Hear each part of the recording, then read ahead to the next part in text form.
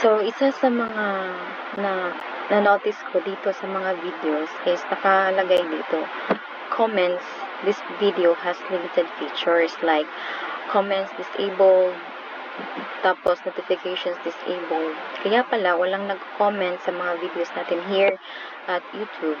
Kasi, ito. So, kailangan pala, this video is set as made for kids. So, yun yung reason kung bakit yung mga videos na iba, hindi tayo nakapag-comment or walang comment yung videos natin. So, paano nga ba natin to? Yan, let's click here, review. So, tingnan natin, what's the problem? Bakit yung mga viewers natin ay hindi sila nakapag-comment. So, ang kailangan lang is change natin from yes, it's made for kids to no, it's not made for kids. Tapos, para mawala na din yung notice dito na comments disabled and notifications disabled. So, here, pag show more, okay, meron dito mga settings din.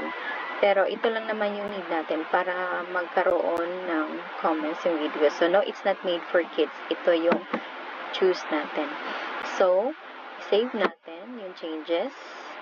And, let's see. So, mapapansin natin, dito sa notice, wala na siya.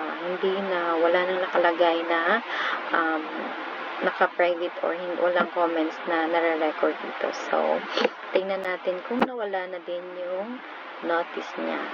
Ayan. So, ito yung video na change natin yung setting at wala na. So, yung mga viewers natin, pwede na makapag-comment sa video natin. Thank you!